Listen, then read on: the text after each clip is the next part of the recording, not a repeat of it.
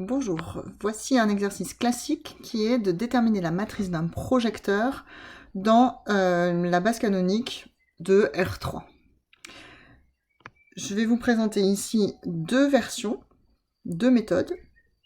Il y aura une troisième méthode avec plusieurs petites variantes au sein de cette troisième méthode lorsqu'il s'agit d'un projecteur orthogonal. J'en parlerai un petit peu plus tard.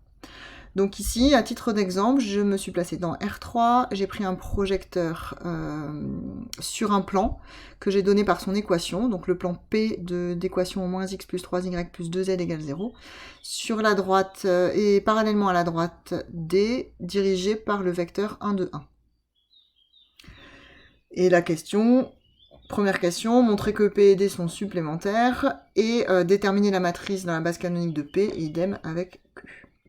Alors pour montrer qu'ils sont supplémentaires, il y a pareil plusieurs façons, j'ai détaillé ça aussi dans une autre vidéo. Ici, très rapide, P c'est un plan, alors j'aurais pu dire P est un plan, donc dimension 2.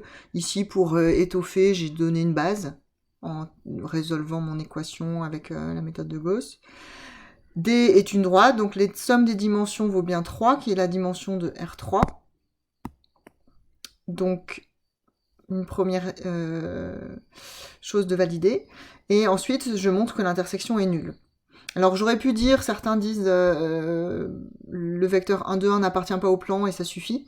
Mais comme c'est pas généralisable, dans R4 avec deux plans, par exemple P et Q qui seraient supplémentaires, on peut pas se contenter de regarder si les vecteurs directeurs sont dans l'autre plan. Donc je préfère ici vraiment me concentrer sur l'intersection. Donc, est-ce que l'intersection est réduite à 0? Point d'interrogation. Hein. Bien sûr, 0 appartient au plan et à la droite, c'est évident. Et dans l'autre sens, donc j'ai pris un vecteur dans l'intersection, je traduis. Il est sur la droite, donc collinéaire au vecteur 1, 2, 1. Donc U est collinéaire à 1, 2, 1. Donc, il existe une constante telle que U s'écrive lambda de lambda lambda.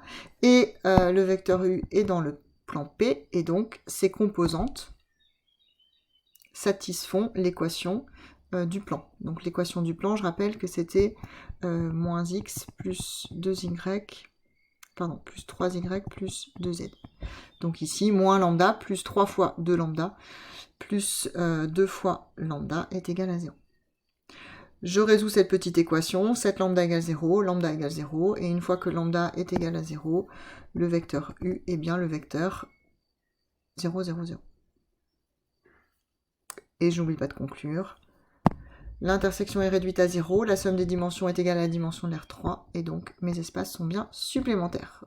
Donc mes projecteurs existent bien. Et je vais déterminer leur matrice. On y va pour une première méthode, donc j'ai appelé méthode directe.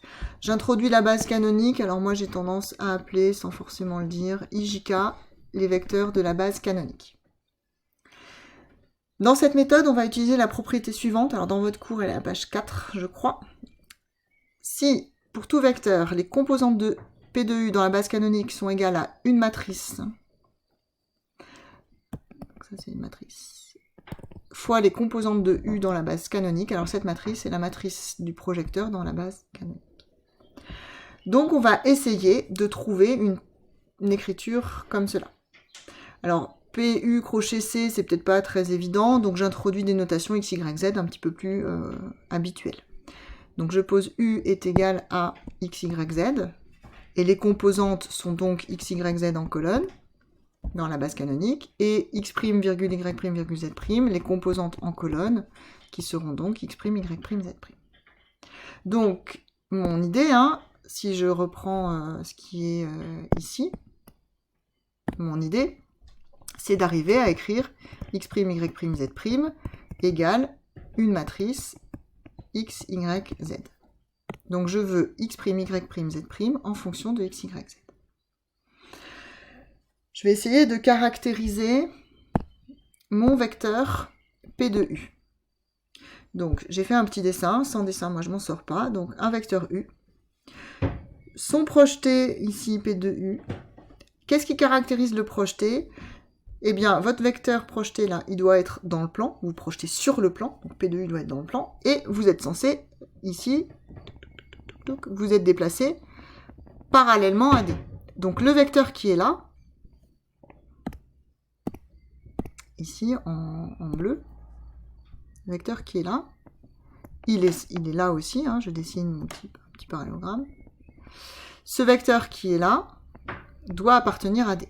Et ce vecteur qui est là, c'est le vecteur U moins P de U.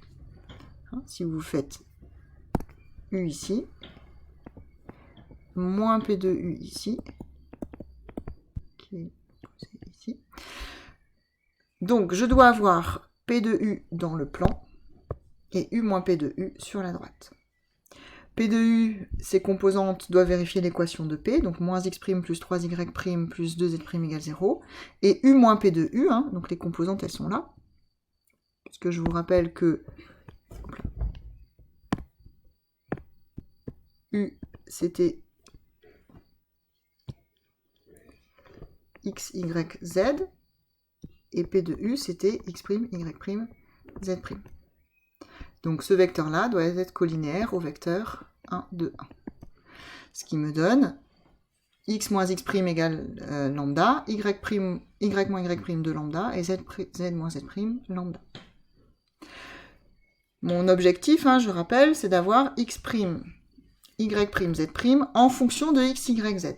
Donc j'essaye d'avoir en fonction de x, y, z. Donc si j'utilise cela, je l'ai déjà en fonction de x, y, z, mais aussi de lambda. Donc ici, x égale x', égale x moins lambda, y', y moins 2 lambda, et z', z moins lambda. Et quand j'injecte ici dans l'équation, je vais obtenir la relation qui est là. Petit détail, j'ai fait le calcul de tête, je vous le marque ici, ce qui me permet de donner lambda égale moins x plus 3y plus 2z sur 7. Et ensuite, x' égale x moins lambda, donc je fais mon calcul, je réduis au même dénominateur, hein, donc ici ça fera 7x sur 7 moins lambda, donc ici je vais avoir un coefficient 8. Ici, x' plus moins de lambda, donc je fais mon calcul aussi. Et z' moins lambda, je fais mon calcul ici. La relation qui est là, une autre notation, va donner x', y', z', je peux mettre 1/8 en facteur, 1/7 en facteur, 8 moins 3 moins 2, 2, 1, moins 4, moins 1, moins 3, 5.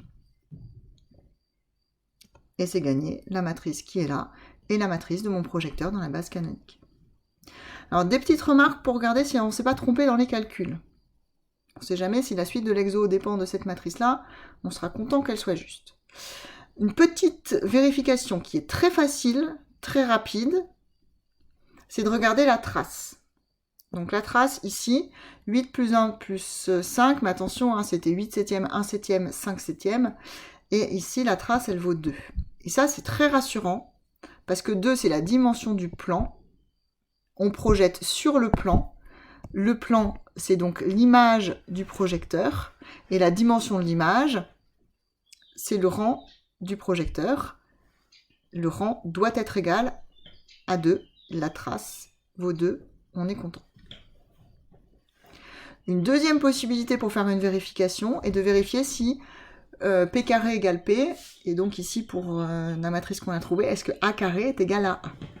Donc on calcule le produit, alors bon, ça c'est un peu plus long, hein. La trace, ça a l'avantage, alors si on trouve la bonne trace, on ne sait pas si notre matrice est correcte, elle est en bonne voie. Si on ne trouve pas la bonne trace, on s'est trompé. Mais l'avantage, c'est que c'est très rapide. Ici, revérifier A carré égale A, c'est un petit peu long, là les calculs sont un petit peu compliqués, mais oui. Donc c'est assez rassurant de savoir que A carré est égal à A. Une deuxième méthode est d'utiliser un changement de base. Donc, pour faire un changement de base, je vais utiliser une base adaptée à la décomposition. Puisque mes espaces sont supplémentaires, je vais prendre ma base de mon plan, ma base de ma droite. La concaténation des deux bases forme une base de R3. Ça pourrait être aussi une méthode d'ailleurs pour montrer qu'ils sont supplémentaires, si vous vous souvenez plus haut. Au lieu de montrer que l'intersection est réduite à 0, j'aurais pu regarder si la concaténation des bases était une base de R3. C'est une autre possibilité que j'ai décrite dans une autre vidéo. Dans cette base, La matrice de mon projecteur, elle est très simple. Il s'agit ici l'identité de taille 2, des zéros partout ailleurs. C'est une matrice aussi qu'on appelle J2. Alors moi je l'ai notée 2D parce qu'elle est diagonale. J'aurais pu la noter J2. Alors petit rappel, comme on a vu dans le cours, P2E1. E1, je vous rappelle qu'il est dans le plan. Donc on imagine mon vecteur qui est dans mon plan, mon petit bonhomme allongé, le soleil brille, hop hop hop, son ombre est égale à lui-même. Donc P2E1 c'est E1, idem pour E2, P2E2 égale E2, et P2E3, E3 il est sur la droite. Donc j'ai dessiné une petite fleur qui serait un petit peu penchée par le vent dans la direction des rayons du soleil. Hop, son ombre, elle est réduite ici à un point qui est le vecteur nul. Donc E3 s'envoie sur 0. Pour se souvenir un petit peu des choses qui sont là. Un dessin, c'est toujours bien. Formule de changement de base. Si A est la matrice dans la base canonique, D est la matrice dans la base B, et P est la matrice de passage de la base canonique vers la base B, ici, il suffit de coucher en colonne E1, E2, E3.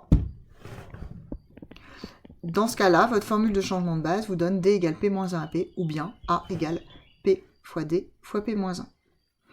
Il reste encore, c'est pas fini, à trouver la matrice P moins 1 et à faire le calcul des produits de matrices. Donc ici, je passe sur le détail, vous l'aurez dans mes notes manuscrites. Le calcul de P moins 1 par la méthode de Gauss-Jordan. Et puis, le calcul de la matrice qui est là. Je trouve la même que tout à l'heure, c'est très rassurant.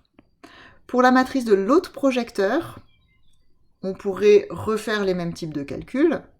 Bon là, vu qu'on vient juste de les faire, c'est pas très intéressant. Le plus efficace est ici de calculer, d'utiliser la relation que P plus Q est égal à l'identité, de sorte qu'on a directement que la matrice de Q est égale à l'identité moins 1. Alors ici, je vous ai mis un petit warning à cause du 1/7.